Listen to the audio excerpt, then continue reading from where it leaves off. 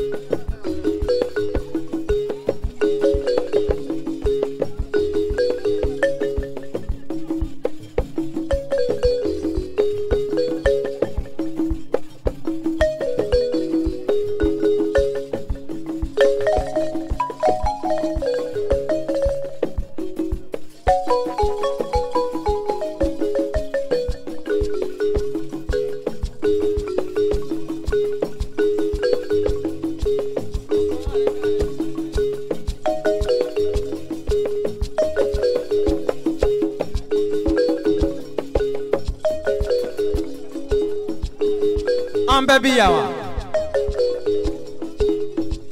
Aunda farawa Esige baby yawa Jeunesse ubi yawa Zerela kamalu ubi yawa Zerela sumuru ubi yawa Oni ulala Angataga anganyongofe angataga anganyongodeme angataga angakanyongofe angataga angayafanyongoma angataga angakejama kulu kelenye odabetugudiya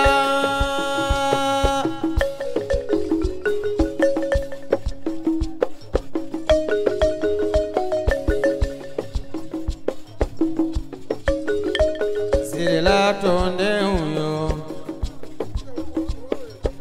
Anga ke nyomotema Anga so nyomotema Tonde yo anga nyomoteme Dogo ma yo anga nyomoteme Dogo moso yo anga nyomoteme Anga so nyomotema Anga ke jama kolo kele yede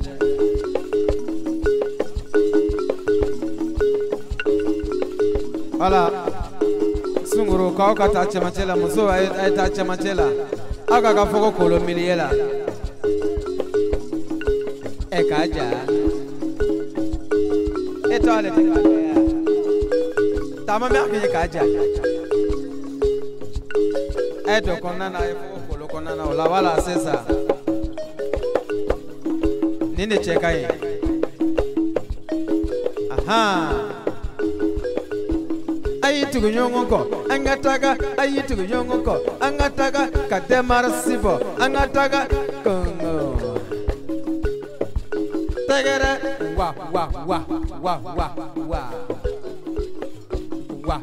wa wa wa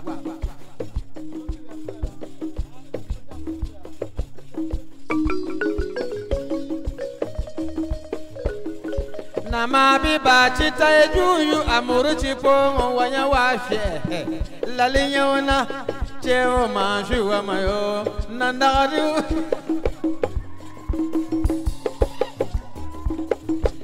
Ganandala poro unao Chebi ba nanta ejuyu amuru bagasongo wanya washe Lalinyola, Chewa Machina, Guarani, Cananta, Kuri Yamana.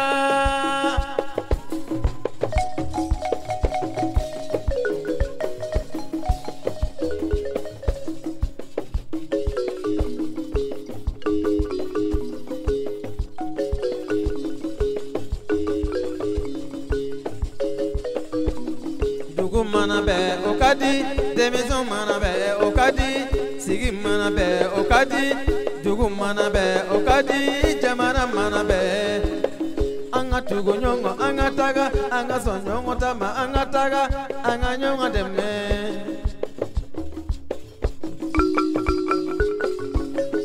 serla tondo ay fole manga asmaya dona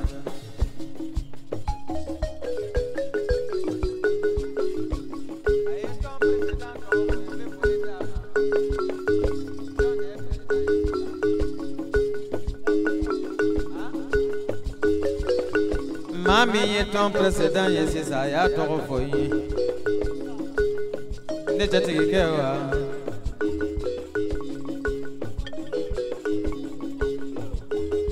Ay kere ya fait donne, sinon avec un micro pousser. Voilà, ay kere konana na donne.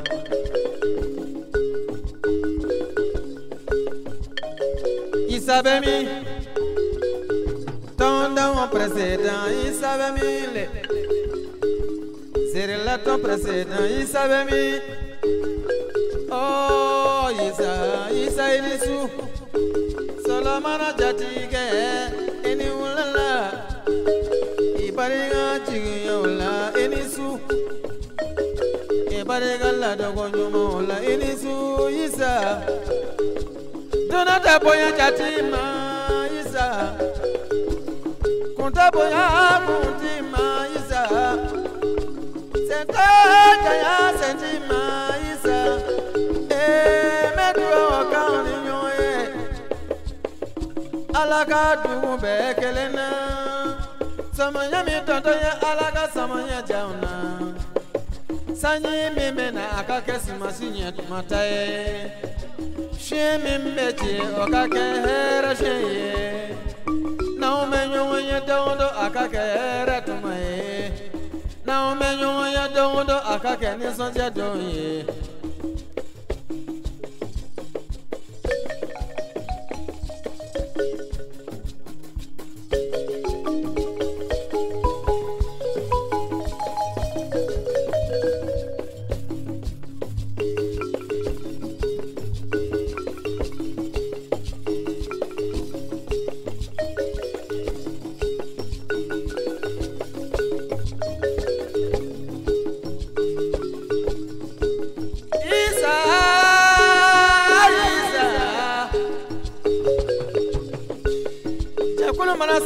Kike jikulu nyamoe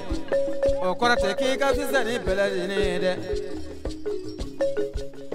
benka de dunya ni ala efemi do mo grasela o de bekete Isa ay nyongolame eni tondo ay nyongolame eni tondo ay nyongolame eni tondo ay nyongolame ni tondo ay nyongolame ay to makora baula me fenana ay tugu makora baula me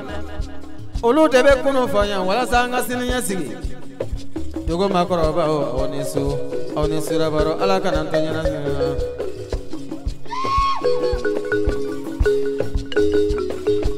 tugu musawiyo oni chesiri sabani zirlat kamelo e bado muso nyumo debe ya sabo muso nyuma debe de nyuma bange dense mama tama debe ya ale ne boto kenadu akara ngono ni mosanyi seraya ni sanyi to seraya atumena ke bara ere sawo yango okachi komando gode okasene komando gode okabara komando gode okachesire mando gode chesire baobeya daga baobeya sabakala wabiya serela kalu oni chesire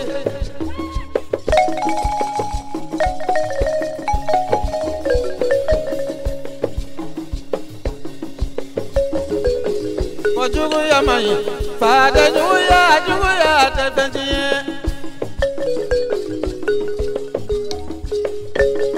ya mani tenyo konjugu ya tafani serela kau jugu ya mani tenyo konjugu ya tafani chatigilu jugu ya mani tenyo konjugu ya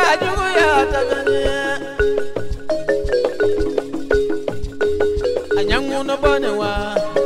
tokerede adamero bonewa dokerede akorvali bonewa dokerede iyene fajuguya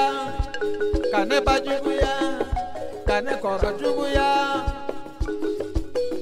ali bibi ebenko iti faranatewa taga dokebano wili kije itaga dokebano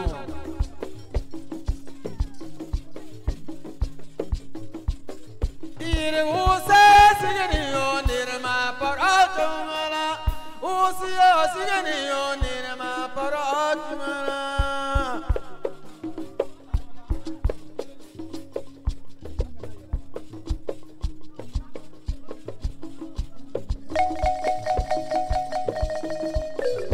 ire usiyo sigeni yonire ma paratumala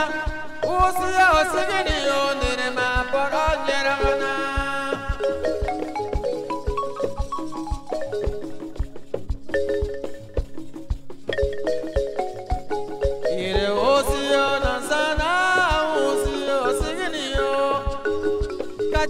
Yo miri cheni loran kurbenyere sane mamma chimboronyere ke maran kurben fala sane mamma signonyere ko masera kurben fala sane mamma carignonyere ke masera kurben fala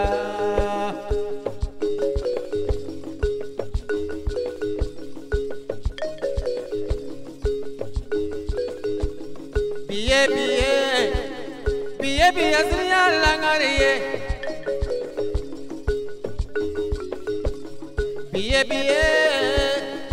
biye sriya langariye awni bara awni chasiri tondo awni bara sanga tolo nyombe amanyine alam talaba alaka ondeme hera tigibe ala kasarela